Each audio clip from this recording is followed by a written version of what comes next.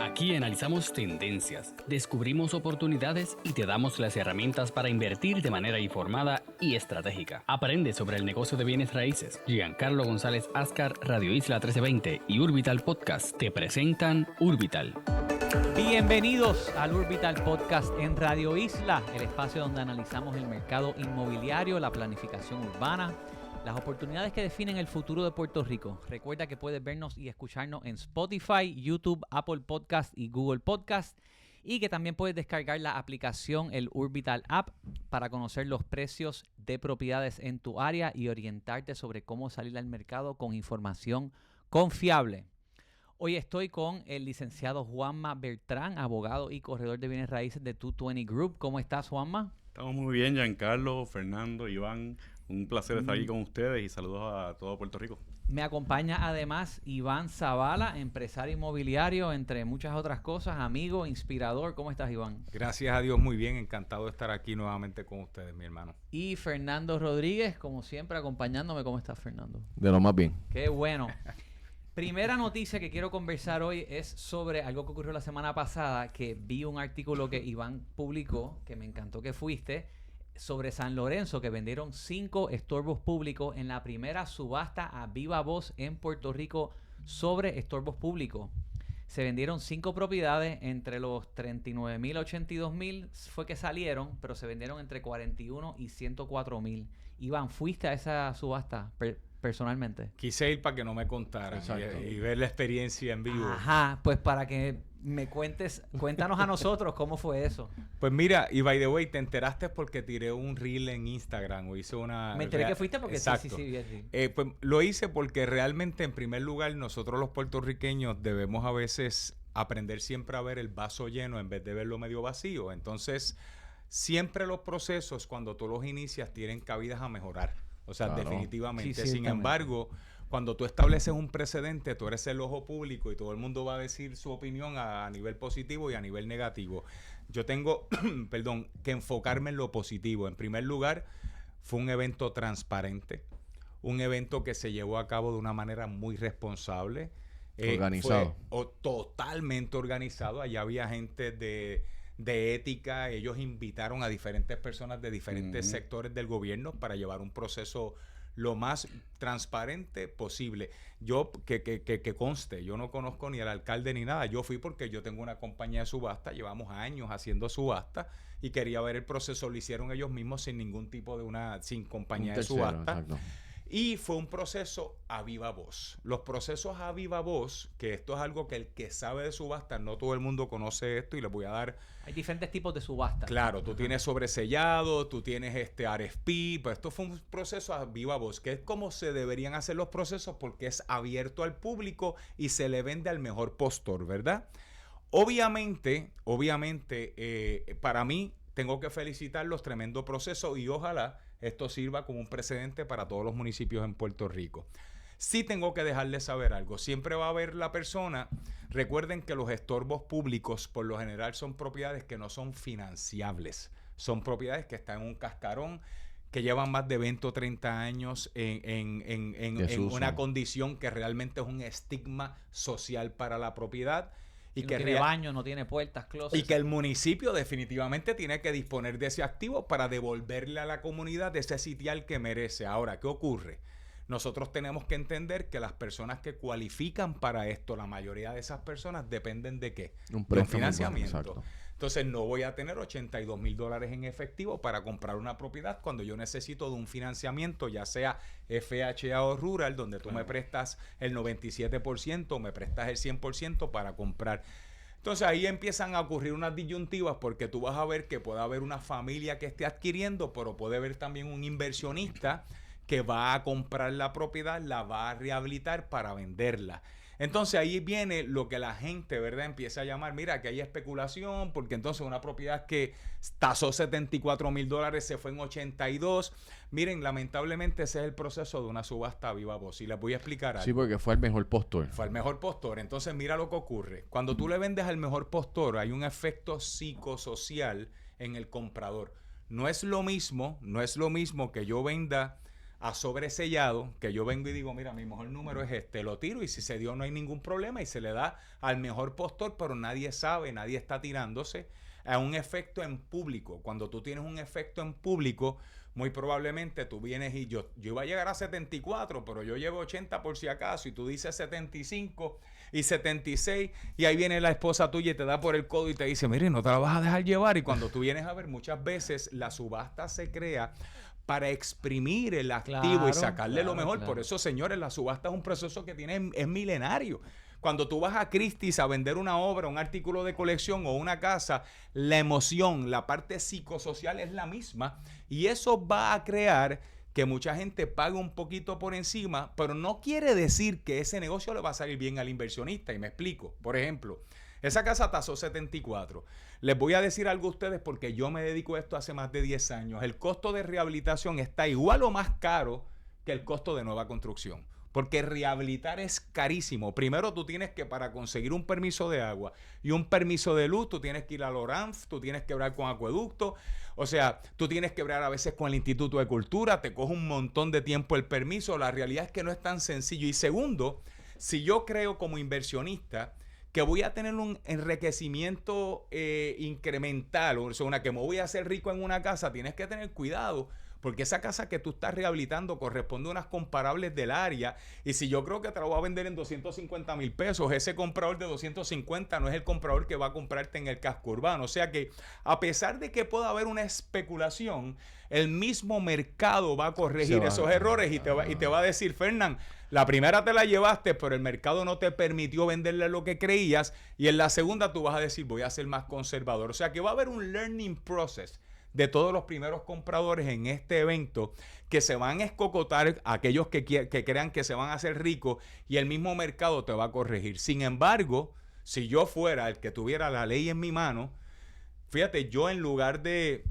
establecerlo de esa manera, porque yo creo que aquí también hay un problema quizás que tenemos que ver con las tasaciones, porque una tasación tuya, Fernán, no necesariamente es la opinión de valor mía, ¿verdad? Y yo creo que estamos subestimando el costo de construcción en lo que es una rehabilitación. Yo creo que el inversionista es bien necesario, pero quizás yo puedo decirte, mira, vamos a venderle a inversionistas, vamos a vender con un margen de ganancia, pero tú tienes que vender por tasación, donde en cierta manera yo no voy a regular el mercado ni el precio, pero podemos trabajar con unas ganancias como cuando tú trabajas interés social, que tú sabes que tú tienes que vender una casa con unos topes y el inversionista tiene que recibir o unos subsidios o tener un costo de construcción que te permite una ganancia razonable, pero en el mercado de lo que es el fin social no te vas a hacer millonario. Entonces, Iván, buscarle una matemática. Adelante, Juanma. encuentro bien interesante, ¿verdad? Todo esto, particularmente del tema del estorbo público, porque en Puerto Rico hay una necesidad de vivienda de bajo costo particularmente. Yo no sé, Fernando, Iván, yo tengo clientes que los bancos han logrado conseguir una precualificación un poquito más alta de lo que realmente les conviene, pero es tratando de evitar esas listas de espera de gente que cuando uno anuncia una casa en $100,000 y de momento el showing hay 55 personas y te dicen, mira, eres el 56, si ninguna de estas lo quiere te llamo, y eso nunca pasa. O sea que hay una necesidad rampante. Claro. Me parece que el gobierno, felicito al gobierno municipal de San Lorenzo, ¿verdad? Por tomar esta iniciativa. Los estorbos públicos todo el mundo los conoce. Muchas veces es muy fácil, a veces vemos casas inclusive en urbanizaciones buenas donde de momento esa casa cayó en una herencia o cayó, ¿verdad? Y los herederos ya ni viven en Puerto Rico y apenas mandan un jardinero allí una vez cada 6 meses y se convierte, ¿verdad? Casi como en un gravamen para la comunidad. Fíjate, Así. el alcalde de San Lorenzo hizo 7 simulacros antes de esta subasta. ¿Ah, sí? Sí, de práctica. Y dicen en una nota que leí en Platea, anuncio no pagado, que él tiene 1,600 estorbos públicos. Y que Identificado. para él en su municipio, él proyecta que le va a tomar 10 años resolver ese problema. O sea, esto no es un quick fix. Van a seguir viniendo de esta subasta. O sea, que todas estas reglas que tú estás mencionando, Iván, es interesante ver cómo las van integrando, porque son 1,600 propiedades ahí. En Coamo hay 400. En todos los municipios hay un montón. Esto va a requerir... Mira, un insight que le voy a dar a todos los alcaldes, que creo que es algo que es producto de nosotros de la industria. Lo primero es que tenemos que separar, ¿verdad?, lo que es el mercado de interés social de los estorbos públicos. no todos los estorbos públicos primero son residenciales. Hay muchos comerciales, hay muchos mixtos. Y lo primero que hacíamos cuando aquí hubo la debacle, que es la más que nos enseñó, cuando aquí vino la debacle del subprime market en el 2008, donde los bancos se tuvieron que fusionar, nosotros tuvimos, ¿verdad?, la bendición, porque fue una gran experiencia, de nosotros tener que trabajar sobre 2,000 propiedades de los bancos. Nosotros éramos los que disponíamos de estos activos. By the way, yo fui el fact witness ante el FDIC en Nueva York para representar a Puerto Rico por unas situaciones que ocurrieron, y aprendí algo. Lo primero que debe hacer un alcalde, que es el administrador de los bienes de un pueblo, es crear una metodología de clasificación. Y lo primero que yo haría es separar las propiedades que tienen un valor psicosocial, entiéndase, histórico, cultural, o que pueden servir como un motor de desarrollo económico. Por ejemplo, la Casa de la Música en Calley. Eso es una propiedad frente a la plaza que el alcalde, muy bien hecho, determinó que se le iba a dar una organización sin fines de lucro. Hicieron la Casa de la Música y se ha convertido, la identidad cultural se convirtió en un motor de desarrollo económico, y gracias a eso tú vas a ese pueblo los fines de semana y aquello está encendido. Sí. Pues ese tipo de propiedades, que sí, cultural, histórico, ecológico, las vamos a separar para determinar a través de su mejor uso si yo debo retenerlas como municipio o si debo trabajar un APP con un desarrollador privado y promoverlas. Segundo, voy a sacar lo que es comercial y mixto. Por ejemplo, las propiedades mixtas, ahora mismo Habitat for Humanity, ellos les encantan las propiedades mixtas porque ellos hacen un concepto de propiedad horizontal, ellos buscan fondos y esa propiedad de 6 unidades la convierten en 6 viviendas para familias de precios asequibles. Y les voy a decir algo, Habitat subsidia la pérdida. O sea que si el costo de construcción me salió en $200,000 por unidad y tasó 120, ellos básicamente, esa pérdida es un subsidio porque es un non-profit. Y así podemos distribuirlo. Y tercero, las propiedades que cumplan con el requisito de vivienda asequible, esas son las que yo trabajaría, pero iría donde la cooperativa municipal y les diría, ven acá, así como existe el 203K, vamos a hacer un producto de rehabilitación donde no importa el comprador, tú me lo des para la propiedad. ¿Estás de acuerdo? Ok, pues yo te voy a conseguir el comprador de vivienda asequible, y se establece un criterio para qué personas, si hay 1,600, tenemos 1,600, vamos a poner que de esas 1,600 hayan 300 que sean asequibles, nos aseguramos que va a haber un financiamiento en un acuerdo entre el municipio y la cooperativa de ese pueblo para proveer financiamiento a esas personas. Antes de entrar en el financiamiento y cómo pagamos y todo, me gusta mucho el tema de la reclasificación, porque también ha habido un esfuerzo combinado tanto de la rama judicial, legislativa, ejecutiva, de, por ejemplo, Caribe. Caribe es una plataforma digital, y de la misma manera Sumac, Signo, son plataformas digitales que a nivel legal se están tratando de utilizar, porque Puerto Rico está estructurado o montado en una tradición civilista del derecho español, ¿verdad? Que donde las leyes son codificadas. Toda esa codificación muchas veces y sobre legislación, que a veces en Estados Unidos cuando comparamos las transacciones son mucho más rápidas y eficientes, porque aquí hay una nota, ¿verdad? Hay una fe pública registral y todo se tiene que revisar 2 y 3 veces y verificar que porque el registro no da derecho, el registro inmobiliario, el registro publica los derechos de quiénes son los titulares y todo, pero eso conlleva unas legalidades. En esas legalidades, señores, se nos va la vida. Y no es que sean malas, es que yo invito, ¿verdad?, como dice el compañero Iván, a que los gobiernos deben de buscar alternativas de cómo agilizar los procesos, porque particularmente parte de lo que nosotros vemos en el estancamiento de Puerto Rico, o que en mi apreciación es que Puerto Rico no va a pasos más agigantados, porque tenemos una estructura legal tan y tan cargada y burocrática, que hasta para declarar algo estorbo público, necesitas una serie de pasos y procesos que cuando vienes a ver, ya lo que queda ahí de estructura son unas ruinas, básicamente. Eso es cierto. Eso lo mencionó Luis Gallardo. Sí. Hay 2 proyectos de ley ahora, es el proyecto 1000 y el proyecto 1005, que Correcto. uno de ellos está buscando agilizar el proceso, ¿verdad? Ujú. Obviamente yo no he entrado en la profundidad del proyecto, pero ya hay unos proyectos que están entrando en eso y también hablan de si los fondos se van a utilizar para el fondo de emergencia del municipio, porque ya no tienen los fondos de equiparidad. Y están trabajando con eso, pero hay que ver, ¿verdad? Sí. Porque la realidad es que... ¿Estás familiarizado con uno de los proyectos? Vi lo de los proyectos y lo que quieren hacer y por eso traigo el tema. No estoy familiarizado a profundidad, no me gustaría, ¿verdad?, entrar a hablar de eso, lo podríamos hablar en otro tema. Pero sí quería traer otro de los puntos importantes que lo mencionaste ahorita, Iván, es el tema de cómo entonces la gente va a la subasta y a lo mejor no tienen la liquidez o de momento consiguen algún inversionista, un sector inversionista que se convierte en, ¿verdad? En el banco. Porque nada los prohíbe de que ellos hagan un contrato privado de financiamiento con una LLC, famosas hoy día, ¿verdad? O con alguna entidad o un fideicomiso que se dedique a esto. Y entonces, cuando nos remontamos al mundo que vivimos, que hemos comenzado con la era digital, y aquí fíjate como todos se ata, ¿verdad? Vivimos en el mundo de las criptomonedas. Aquí cuando las criptomonedas se dispararon, la isla se nos llenó, no solamente de los 2022, que hoy son Acta 60, sino se llenó de todos estos cryptocurrency. Exactamente, y de los trust fund babies. Entonces, ¿qué ocurre? De momento, la naturaleza de la cripto es que es un dinero anónimo. Y empieza a surgir una preocupación porque en el 2001, que es cuando todo esto del counterterrorism, ¿verdad?, que es el atacar el terrorismo, que empezó con el ataque de las Torres Gemelas, y se crea el USA Patriot Act, ¿verdad? Y de ahí nace la legislación del Bank Security Act, ¿verdad?, que es para ver todas estas transacciones, porque el gobierno identifica que muchos de estos ataques terroristas, muchos estaban financiados a nivel doméstico, ¿verdad? Y habían infiltraciones de células terroristas que llegaban y se nutrían de nuestras economías, pero de momento cuando ibas a ir a buscar la identidad de estas personas, no sabíamos quiénes eran. Resulta que a lo mejor venían ¿verdad?, del Medio Oriente, de Pakistán, Afganistán, estos sitios, y ahí es cuando ellos empiezan a indagar un poco más.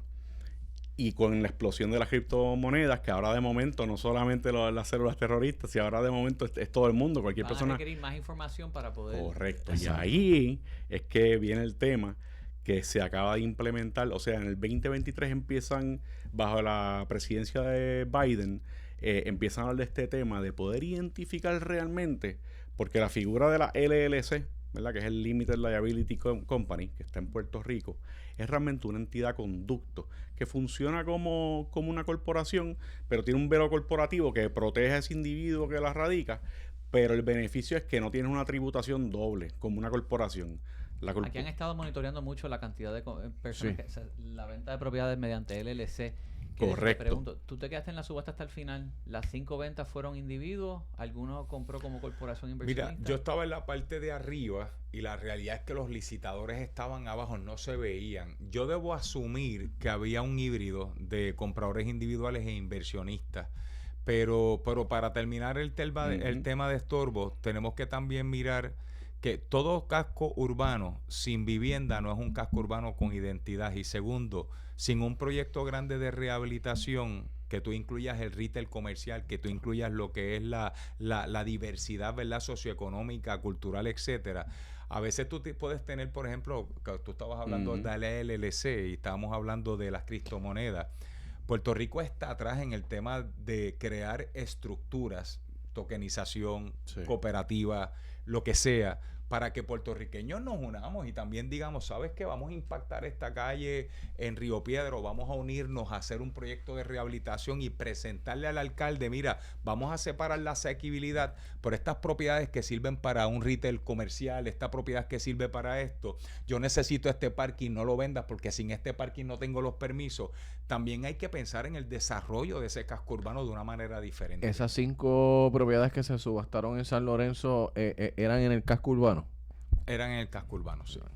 Y al punto entonces, ¿cuál es el requisito ahora si uno compra mediante el LLC? ¿Qué es lo que Pues mira, son dos entidades principalmente, ¿verdad? Si están las LLC, que son las compañías de responsabilidad limitada, que son entidades conducto, y o los fideicomisos, los famosos trust, ¿ok? Que aquí en Puerto Rico, al igual que en Estados Unidos, hay una ley específica de fideicomiso. A mí cuando la gente me pregunta, licenciado, ¿qué es eso? Y digo, mira, esto es lo más parecido como una comunidad hereditaria o testamentaria, pero en vida, ¿verdad? Donde una persona designa al fideicomisario, que es el que va a estar pendiente del fideicomiso, y tiene unas reglas particulares, ¿verdad?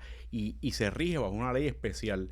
Y ese fideicomiso muchas veces viene de la mano de un capital, y ese capital, para protegerlo, tiene la potestad de invertir, ¿verdad? Ya sea en propiedades, inmuebles, porque el segmento de bienes raíces, pues siempre va a ser una buena inversión y la historia nos ha dado la razón, ¿verdad?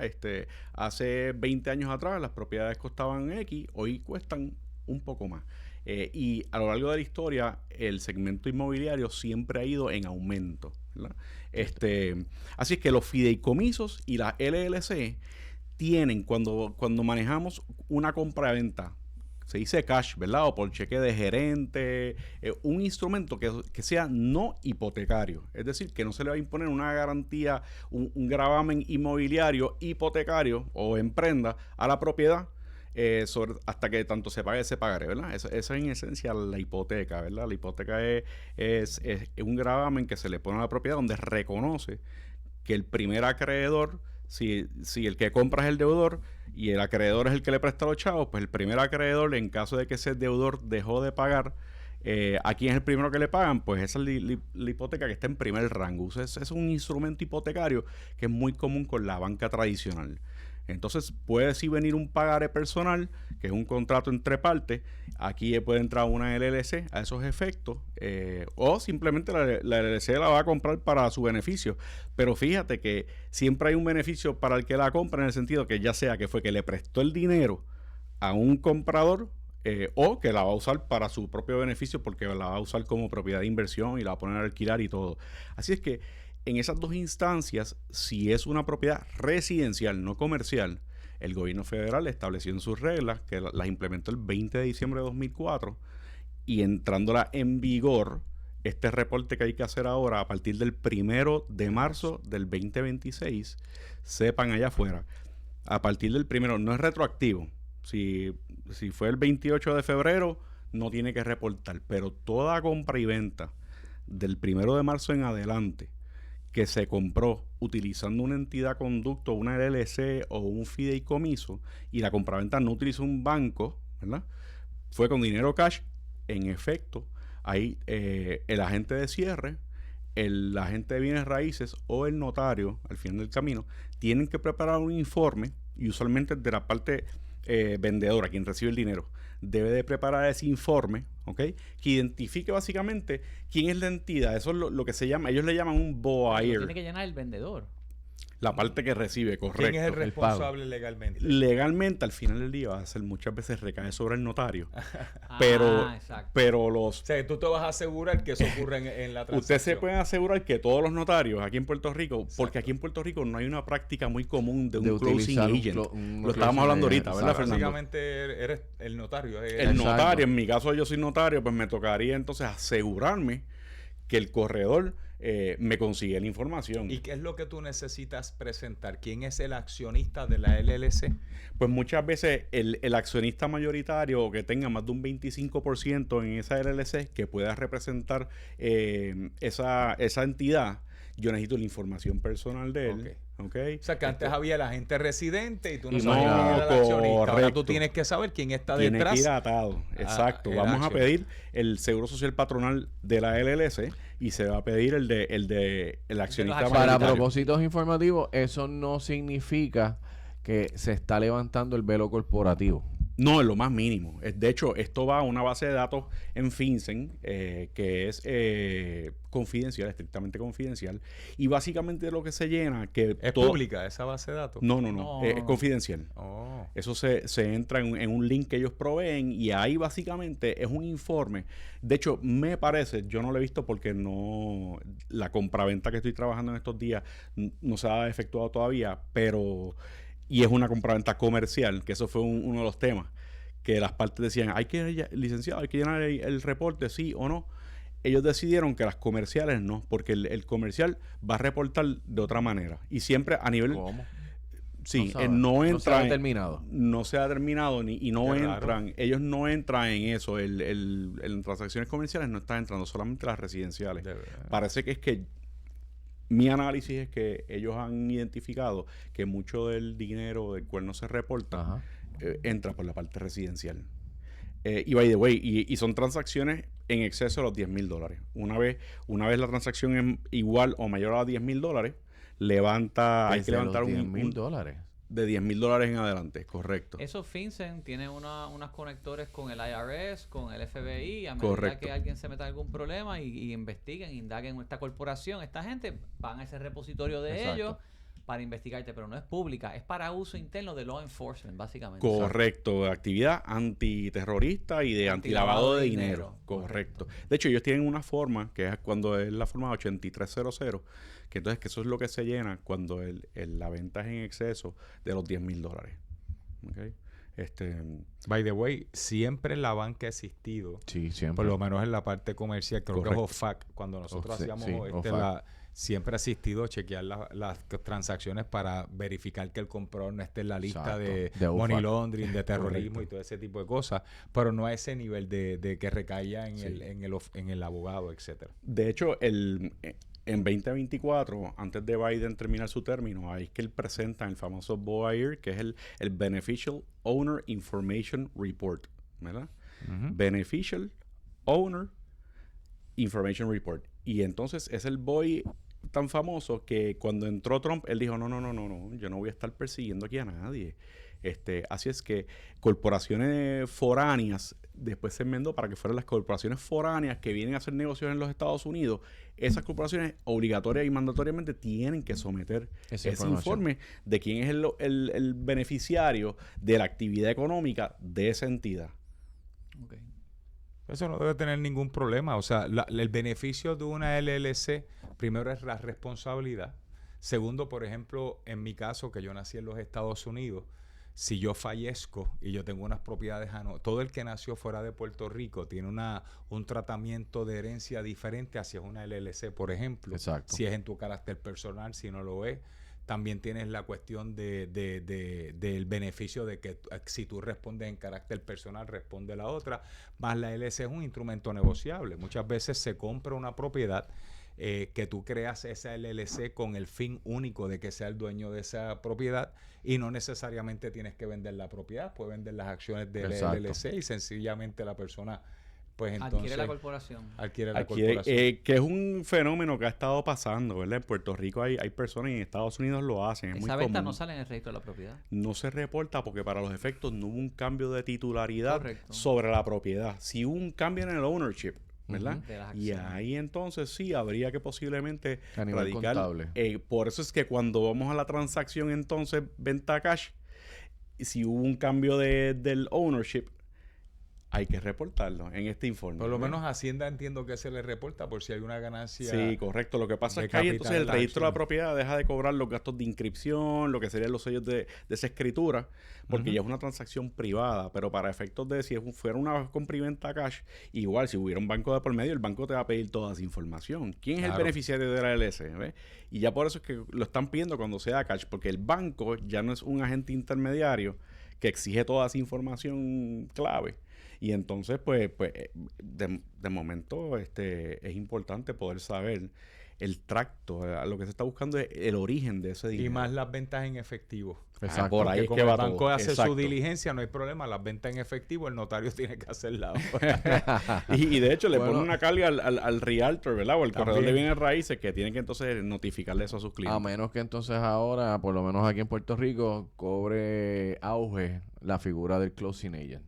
Que las hay, y lo que pasa Que- es que no es muy conocido. La realidad es que va a ser un gasto adicional en los cierres. Puede ser que retrase algo adicional porque es una carga adicional. Pero si se anticipa, como yo estaba hablando con un colega hoy, esto es un tema de manejo de expectativas. Si tus clientes de entrada saben y están bien orientados con su corredor de bienes raíces y le explican, oye, explíqueme qué es esto y le debo de tener miedo, ¿sí o no? No. Se manejan esas expectativas con la información correcta. Exacto. Señores, su cierre no va a tener ningún problema. Exactamente. Bueno, ¿están listos para poner en óptimas condiciones su inversión y llevarla al mercado? En Master Paints te ofrecemos la línea de pintura Protec. certificada por los más altos estándares de MPI y los selladores de techo Masterflex, ideales para garantizar la durabilidad de tus proyectos.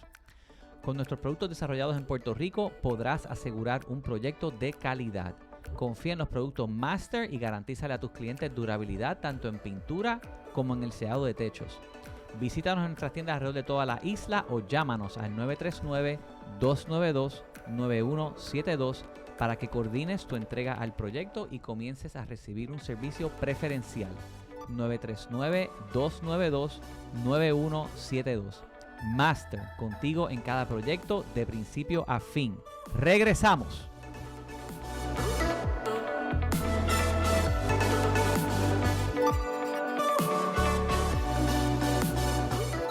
No te retires, que Urbital regresa en breve. Radio Isla 1320. Información responsable, análisis profundo y la voz que conecta contigo. Esto es Radio Isla 1320. Somos el sentir de Puerto Rico. En los dealers Chrysler, Dodge, Jeep, Ram y Fiat te llevamos por el buen camino. Ve por el camino de la aventura con Jeep Wrangler o Jeep Gladiator con $4,000 de bono. La nueva Cherokee híbrida desde $44,995 o Grand Cherokee desde $499 mensual. Elige el camino del poder y capacidad con la variedad Ram 2026 y su garantía única de 10 años o 100,000 millas. Visita, haz tu prueba de manejo hoy, solo en tus dealers Chrysler, Dodge, Jeep, Ram y Fiat. En Radio Isla vamos a emprender. Nace el nuevo espacio Prende y Emprende. Conoce los recursos disponibles, los primeros pasos, el conocimiento, las historias. Prende y Emprende a partir del 21 de marzo a las 11 de la mañana con Dafne Barbeito y Félix Alemán, junto a un equipo de colaboradores comprometidos con construir una cultura empresarial.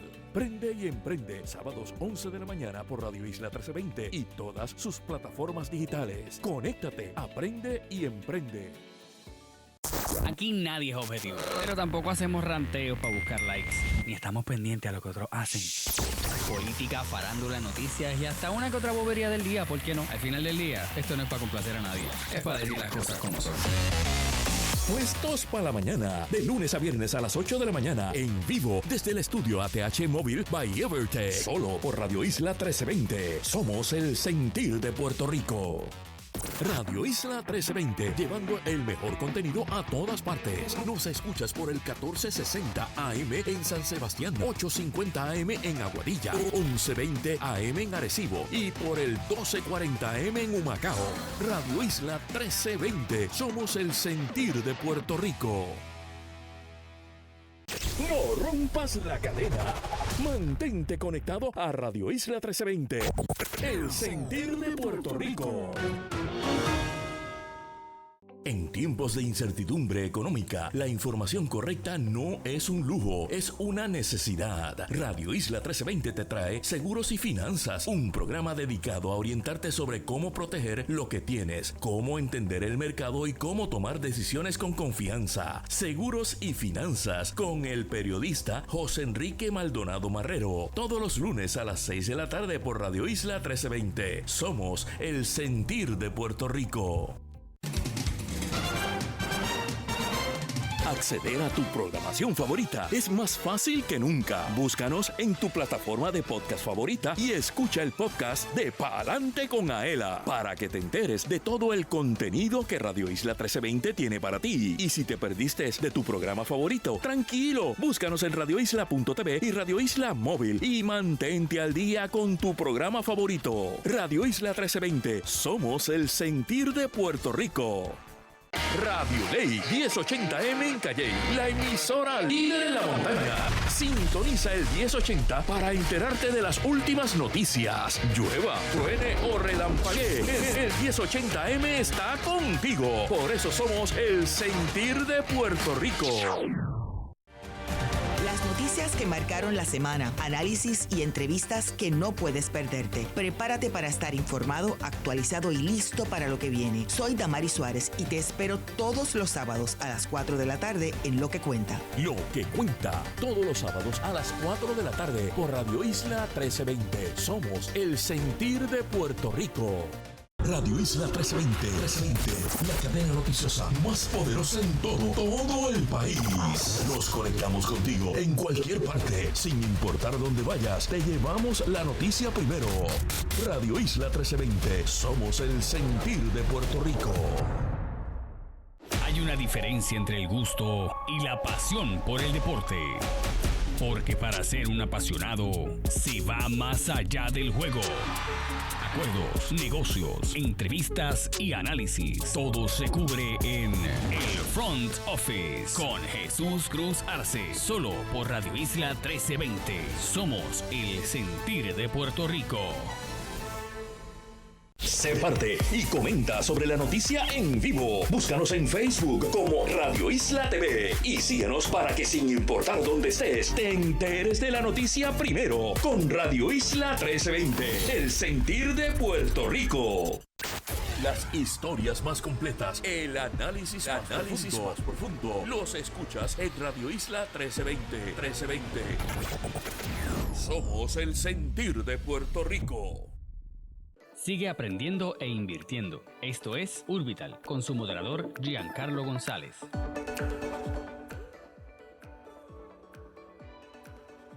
Sobre la primera subasta de estorbos públicos en San Lorenzo, y en una entrevista que le hicieron al alcalde Alberio Ramos, él indicó que cuesta aproximadamente $7,300 el proceso de expropiar cada estorbo público. Incluye identificar la propiedad, inspeccionarla, notificar al propietario, hacer vistas, un proceso judicial para finalmente realizar la declaración y que el municipio la adquiera. Todo eso requiere inspectores, tasadores, abogados. Y eso sin contar los casos que hay que demoler, porque si hay que demoler, los costos incrementan. En el caso de San Lorenzo, él mencionó que ellos ahora lo que hacen es colocar un rótulo de intención antes de iniciar el proceso, y en el 43% de los casos aparece el dueño, toman control de la propiedad y no son estorbo. ¿Qué significa eso? Estaban mencionando, Juanma, que quizás alguien recorta la grama y pinta, pero la sigue abandonada. O sea, no sé dónde está la vara de cuándo deja de ser estorbo y cuándo no. ¿Te mudaste y la vas a vivir o simplemente la pusiste bonita pero la dejas abandonada? Bueno, lo primero, eso significa que hay muchas veces que hemos abandonado un activo y que como lo tenemos ahí pagando CRIM y no le tenemos un uso, te dieron una notificación, mira, si no lo arreglas te lo quito, y el 43% de los puertorriqueños dijimos, hey, déjame arreglarla. O sea, si finalmente ellos no van a levantar ese activo no productivo a un activo productivo, definitivamente le van a caer encima de nuevo, porque con recortar la grama tan pronto mañana. Pero aquí hay que ver algo bien importante, y este es otro mensaje a los alcaldes, que es el derecho del vecino. Yo tuve 2 casos en un municipio donde yo estoy haciendo 2 proyectos de desarrollo, uno es de 36 unidades y el otro es una propiedad comercial de 3 locales.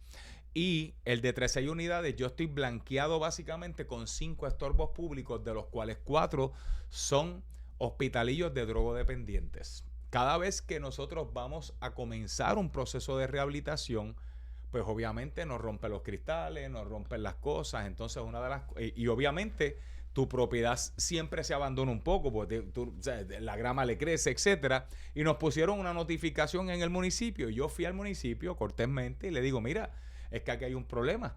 Yo te voy a enseñar las fotos de mi remodelación, de los cristales rotos, pero mientras no se arregle el vecino, nosotros no podemos, nadie va a querer vivir aquí, así que no puedo rehabilitar, no es viable económicamente yo invertir $300 o $400,000 o 50 siquiera, si los vecinos inmediatos son drogodependientes. ¿Y las 4 alrededor están abandonadas? 5 en este caso. 5. Entonces, yo me he metido, escuchen bien, con los ocupantes, los squatters que no son los titulares, a llevar pintura, a bregar con ellos, a tener que decirle, mira, ustedes mismos me cuidan el sitio y bregar de calle con ellos para poder ver cómo lo podemos mejorar. Pero la realidad es que también le digo al municipio, este es bien sencillo, para yo rehabilitar eso yo necesito que ustedes me vendan, pero yo no estoy comprando esto porque quiero desarrollarlo para un fin económico, yo lo estoy comprando para estabilizarlo, quizás hasta tumbarlo y poder entonces rehabilitar el proyecto de nosotros. ¿Y esas 5 propiedades eran ya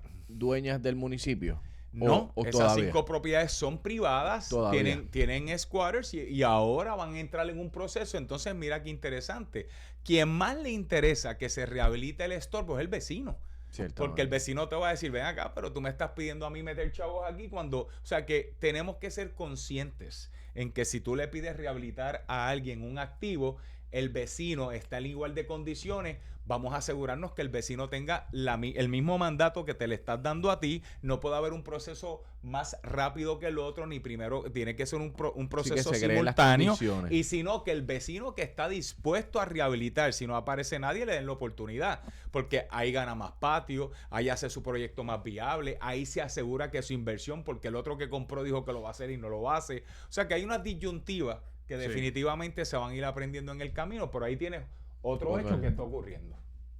No, y definitivamente vivimos en un Puerto Rico donde ha habido un éxodo masivo de ciudadanos que viven en Puerto Rico, particularmente buscando otras oportunidades en otros estados o en otros países.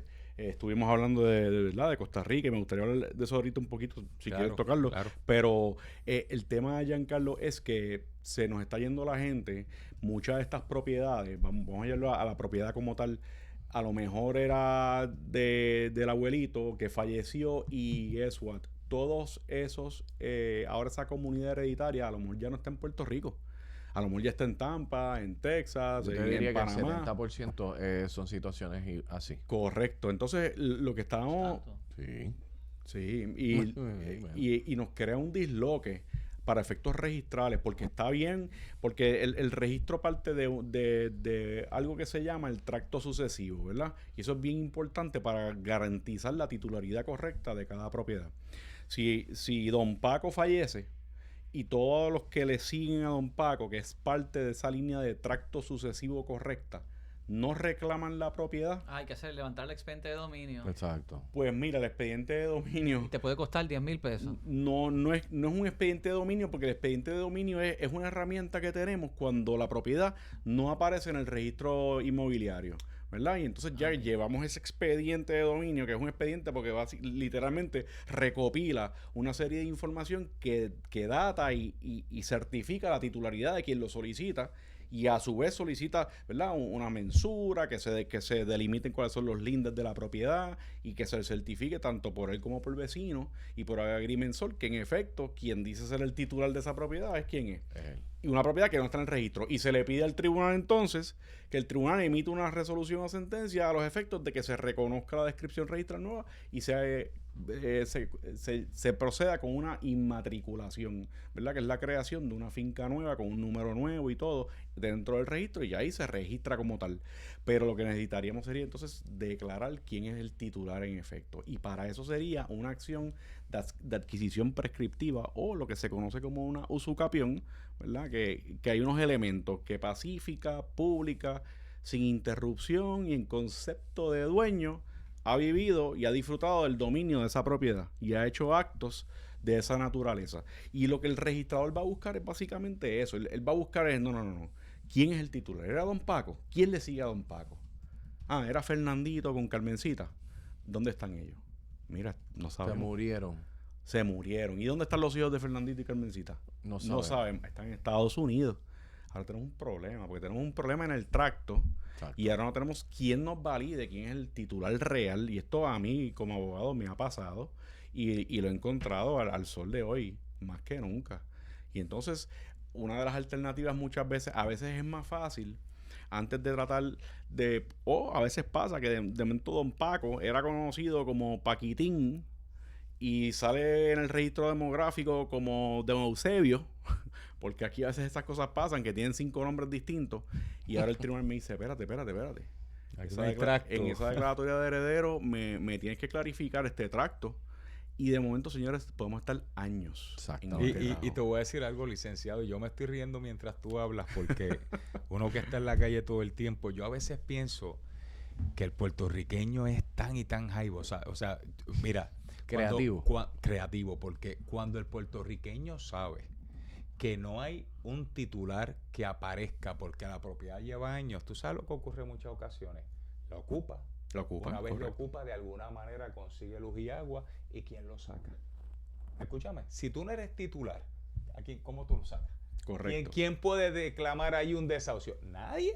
Y así en Puerto Rico, con la necesidad de vivienda que hay, tú tienes un montón de personas ocupando propiedades que el titular no se sabe dónde está, que muy probablemente falleció, los herederos ni saben nada, y tienes una persona que hace 10 años ahí. Eso yo lo he visto. Pues claro que sí. eso, Iván, eso es lo que se llama la adquisición prescriptiva, que llegó. Ahí viene después un usucapión. Pues, ese es el usucapiente, ese es el que invadió la propiedad y se queda calladito haciendo Claro. actos de dueño, certifica con la certificación de Luma o de Acueductos que lleva desde tal fecha viviendo allí porque Ujú. logró abrir una cuenta. Porque Ujú. le dijo a Luma, mira, yo te puedo pagar. Claro. Y Luma dice, pues cómo no, ¿cuál es su nombre? Y lo pone con dirección y todo. Y de ahí en adelante empieza a vivirla como en concepto de dueño, de Claro. manera pública, pacífica, ininterrumpida.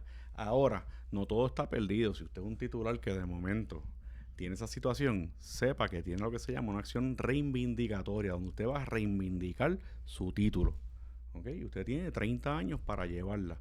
Desde que, claro, el que está reclamando dice que está ahí, que es dueño, pues a partir de esa fecha, pues usted tiene esos 30 años, ¿verdad? Y usted tiene que empezar a hacer lo que se llaman actos obstativos, que es un acto donde usted, con una mera carta diciendo, usted se tiene que ir en los próximos 15 días, que esa es mi propiedad, usted está Siempre y invadiendo. cuando no se haya llevado a cabo el proceso ya de Usucapión. Si ese proceso está corriendo, usted tiene que Exacto, intervenir si está como corriendo. parte de interés, Perfecto.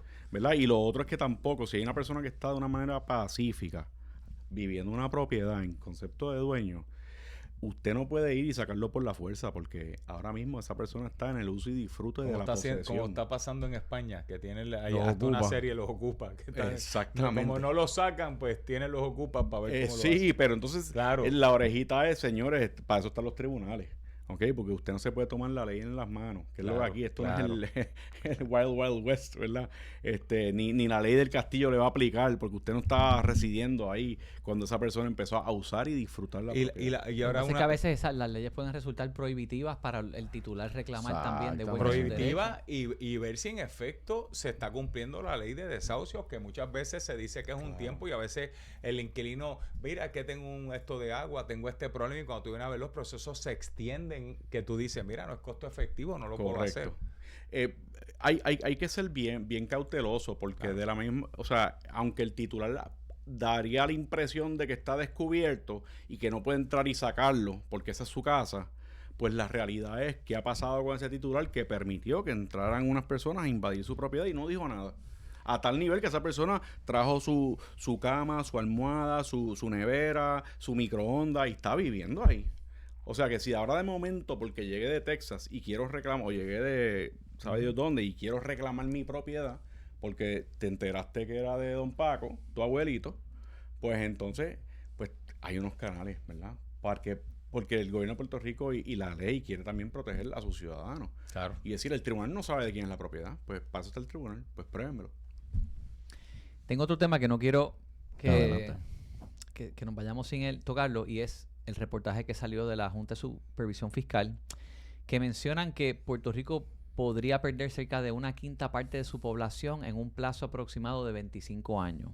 Una tendencia demográfica que economistas dicen que tendría implicaciones serias sobre el mercado laboral, crecimiento económico, base contributiva, y aquí pues vamos a hablar sobre el mercado inmobiliario. O sea, ¿cómo ustedes ven esto? Es preocupante. Yo te diría que las economías no se debilitan por falta de capital, se debilitan cuando pierden población. Cuando tú pierdes población, tú tienes un efecto de dominó donde tú tienes menos ocupación comercial, menos retail, menos consumo, menos vivienda. Entonces, no solamente una población menor. Nosotros cuando miramos la simetría, ¿verdad?, de lo que es la morfología por edades. Básicamente antes tú tenías una pirámide, pero esa pirámide está totalmente invertida. Ahora mismo la población mayor es la población más grande, básicamente de lo que es la población de Puerto Rico, y es la población joven, adultos, ¿verdad?, que es la que sostiene ese tipo de población. Y yo he escrito varios artículos de esto en LinkedIn y una de las cosas que recomendé, o sea, nosotros tenemos ya que revertir esto. Y yo creo que no estamos aprovechando una gran oportunidad, y se los digo de corazón. Ahora mismo, yo tuve la oportunidad ayer de estar en Luquillo. Obviamente estamos en Spring Break, pero tú tenías que ver la cantidad de personas que estaban en Luquillo. Tú tienes que ver la cantidad de personas que están viniendo a Puerto Rico con este impacto que estamos teniendo a través de nuestra identidad cultural, ya sea la música, ya sea el arte, etcétera, que realmente es un motor económico. Pero nosotros no podemos seguir solamente incentivando el poder alto adquisitivo para mudarse a Puerto Rico. Nosotros tenemos que ampliar la base. ¿Qué pasa cuando tú tienes mucho peso sobre 2 columnas? Pero, ¿qué pasa cuando tienes 10 columnas? Ahora mismo el pequeño y mediano comerciante en Puerto Rico, que es el que está blanqueado a nivel contributivo, recibe toda la carga de todos los aumentos, más recibe también la penalidad más grande. Nosotros somos el país que más caro paga un IVU, que más altas tiene las contribuciones. Sin embargo, esta esfera alta, que no estoy diciendo que no se lo dé, yo soy capitalista con conciencia, ¿verdad? Pero como nosotros traemos, por ejemplo, tú tienes ahora mismo la población de 55 años o más y la población de retirados o pensionados. La población de 55 años o más o de pensionados en Estados Unidos representa más de 200,000 personas. Los boomers. Que ganan más, un 70%, yo estuve haciendo un análisis, lo pueden buscar después en LinkedIn, ganan más de $2,500 mensuales. Costa Rica, por ejemplo. Y tienen las propiedades que están en ese proceso de vida de plantearse vender para downsize, que eso puede crear transferencia de riqueza, ya sea allá en Estados Unidos o aquí en Puerto Rico o a su familia. Claro, si ahora mismo nosotros extendemos el Acta 60, por ejemplo, a esa población de 55 años o más, nosotros estaríamos con un 1%, asumiendo que en los próximos 5 años podamos apelar, hacer un target a esa población y traerle el 1%, nosotros traeríamos más de 679,000 familias. 679,000 familias que necesitan casa, que traen $2,500 ya, que son productivos para Puerto Rico. Y esto con los estorbos públicos, con todo lo que está ocurriendo en los cascos urbanos, podríamos prepararnos para traer una nueva población a Puerto Rico. Pero mientras aquí tenemos todas las condiciones, tenemos estabilidad, tenemos el mejor sitio para vivir, pero tenemos al pequeño y mediano comerciante, tenemos a la persona de un socioeconómico medio, se le hace difícil. O sea, Puerto Rico es un lugar caro para vivir, y si nosotros no traemos créditos para estas personas y nos enfocamos en las esferas altas, lo que vamos a tener una polarización donde traemos los ricos, pero se nos va la clase media, y hay que traer los ricos, hay que traer al medio y hay que traer al pobre, porque esa es la clase trabajadora del país, y si esa base no la expandimos, nosotros en los próximos, a lo mejor esa cifra se puede quedar corta. Ahora, si aprovechamos el boom en que está... Yo acabo de ir a Israel una semana antes de que ocurriera toda esta bomba que tuviste. Fui a Jerusalén, fui a Israel. ¿Tú puedes creer que en Israel nosotros estábamos en boca de todo el mundo? Era una cosa increíble. La gente allí, se lo tengo que decir porque es la realidad. Tirando fotos. La gente estaba con el Bad Bunny, escúchame. Pero Puerto Rico esta es otra cosa. Pero entonces, escúchame, pero Israel, que no se habla básicamente ni el idioma de nosotros. Entonces, me decían, cuando yo le decía que, mira, pues, nosotros tenemos hospitalidad en Puerto Rico, todo el mundo queriendo venir a Puerto Rico. Inclusive la gente decía, a mí me encantaría vivir en la isla Puerto Rico. Mira, yo estudio mucho la fase de los ciclos económicos, y tan pronto vino la pandemia, nosotros al mes hicimos un seminario que proyectábamos que Puerto Rico se iba a convertir en un epicentro de atraer personas a vivir a Puerto Rico después de ese desastre natural, y la realidad es que lo es. Sin embargo, el sistema contributivo y económico de Puerto Rico es el que hace que cuando tú vienes, así mismo te vayas. Lo que tenemos es que corregir esta parte, porque lo tenemos todos para poder atraer la población, inclusive de Estados Unidos. Eso díselo en el Capitolio allá. Y te voy a dejar con esta historia, que yo creo que una vez la comenté, pero es necesario comentarla. Yo una vez estuve en un restaurante cenando hace como 2 años con un Navy SEAL. Una persona que se muda a Puerto Rico, obviamente una persona de dinero, se muda a Puerto Rico, tiene unos contratos federales. Imagínate el sesgo de esta persona. Este tipo ha estado en guerra. Y yo le hago estas 2 preguntas. ¿Por qué tú estás en Puerto Rico? Obviamente yo sabía que era el Acta 60 era una, y me dice el Acta 60, pero la segunda te va a dejar boquiabierto. La segunda es porque él dice, en aquel momento que no teníamos las bases y ese tipo de cosas, él decía, dentro del territorio americano, Puerto Rico representa para nosotros uno de los lugares más seguros para vivir. Y como ese tipo trae ese sesgo de guerra, él dice, y por eso nos mudamos a Puerto Rico y me traje a mi mamá, estamos mis hermanos y estamos mis primos. Puerto Rico ante estos conflictos representa una estabilidad que ahora si tú miras indicadores sociales en lugar de indicadores económicos, por ejemplo, a Bukele en El Salvador, mucha gente se está yendo a El Salvador por el simple hecho que El Salvador tiene una seguridad número 1. Está inclusive mejor que Estados Unidos en términos de seguridad. Y el que tiene 55 años, lo que está buscando es seguridad. Entonces, si Puerto Rico es un lugar seguro, que no estamos en estos 20 de todo el mundo, vamos a traer gente. ¿Por qué no atraemos gente? Por el problema que tenemos económico y contributivo. Juanma. Mi única preocupación con la edad de 55, y estoy de acuerdo, ¿verdad?, con mucho de lo que planteas, pero particularmente es una población que a lo mejor le quedan útil sus 15 o a lo mejor 20 años, maybe. In a good luck. So, me gustaría ser más agresivo. Ten cuidado, todavía. Juanma, que yo tengo Cuidado. 54. Le tiraste a la yugular. Oye, y es mejor 15 bueno que a los 20 quedarme en casa. Exacto. Pero creo que me gusta mucho lo que dice Iván, pero creo que debemos de ser aún más agresivos. Claro, Y claro. para mí es un tema realmente Los jóvenes también. de que el gobierno en Puerto Rico debe empezar a cambiar la mentalidad de tributaria o de colección de taxes a una mentalidad más de autosustentabilidad. ¿Okay? A mí no me gusta entrar necesariamente a mencionar políticos ni nada, y no lo voy a hacer, pero si el gobierno comenzara a pensar, por ejemplo, ahora mismo hay un problema de urbanismo increíble. El tren urbano comenzó a poner la primera piedra para la movilidad de las personas, y si empezamos a ver eso, vemos que cada vez más vemos estos turistas que llegan y los vemos corriendo los scootercitos por ahí, en el paseo verde ese, ¿verdad?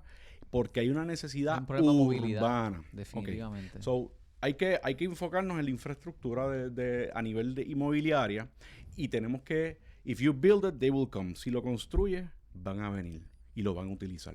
Y tenemos que invertir dinero en esa infraestructura que se convierta en un programa autosustentable, que Puerto Rico traiga industrias autosustentables.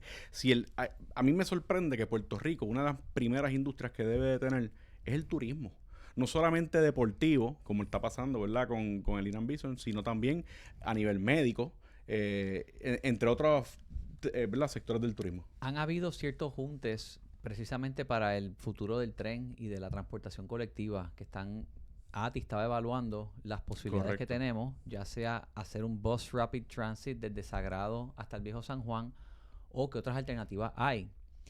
Y yo me sorprendí, yo fui al teatro, se hizo en el Teatro Arribí aquí en Santurce, y eso estaba lleno de personas que estaban allí pues pidiendo información sobre el estudio, y cómo concluyeron que lo más viable era hacer el BRT. ¿Por qué no extender el tren urbano? La gente piensa que el tren urbano es un proyecto fracasado. No es correcto, el tren urbano es un proyecto inconcluso, que necesita extenderse, llegar hasta Minillas, y de Minillas quizás salir en una T hacia el aeropuerto y al Viejo San Juan. Y si tú tienes todo eso en una línea, tú entonces empiezas a mover a la gente. Este próximo viernes 27 de marzo, anuncio no pagado, hay una cumbre de movilidad de ATI sobre infraestructura y resiliencia en el transporte, y yo invito a las personas a participar de esto para exigir qué es lo que de verdad queremos nosotros como país. Y es en la Universidad Politécnica desde las 8 de la mañana el viernes 27 de marzo. Invito a las personas a asistir. Las decisiones se hacen con los que se aparecen allí. Mira, Giancarlo, en esa línea, nosotros tenemos una sobrina que se acaba de graduar de la ciudad de Londres, ¿verdad? Hizo una maestría, estudió universidad en Londres, después hizo una maestría en Edimburgo, pero fuimos ahora a Londres a ver la graduación, y tuvimos la oportunidad de vivir lo que es la movilidad. Ella me dice que ella llega a Puerto Rico y a ella no le gusta guiar el vehículo, porque en Londres tú sales y el sistema está todo integrado con, ¿verdad?, con el Google Maps y todo, y te dice las rutas que coger, las guaguas, ¿verdad?, el autobús, el metro, el under, la multimodalidad. Y entonces eso lo que crea es una movilidad que te permite que tu calidad de vida sea más sencilla, particularmente en un área metro en Puerto Rico, sin entrar en lo que es la isla, ¿verdad?, las montañas y eso, pero en área metro que está tan y tan congestionada, que vivimos 2 y 3 horas del día en un vehículo, en un carro, en un tapón. Pues yo creo que mucha gente busca a veces mudarse a sitios, y muchas veces se van ni tan siquiera por el sistema tributario, pero se van a lo mejor porque quieren estar en un sitio que les brinde paz, que les brinde movilidad, que su calidad de vida haga sentido. Y en la medida que nosotros podamos impulsar ese tipo de movimientos, no solamente empiezan a llegar comercios y nuevas iniciativas, nuevos restaurantes, empieza a llegar gente a nivel mundial a vivir de la experiencia de lo que es Puerto Rico. Bueno, ¿algo más? Cero capital gain. para todo el mundo en Puerto Rico. Amen Como lo to hace that. Singapur, como lo hace Tokio. Amen to that. Eliminen los de Ya está. acuerdo. Reducción del Todo IBU llega. y logramos el captation como pasó en la industria de los restaurantes. Juanma, Iván, gracias por la participación. Vamos a estar atentos a estas próximas subastas de Storbo. Quizás me aparezco en la próxima y lo documentamos juntos. Hasta la próxima. ¡Llévatelo!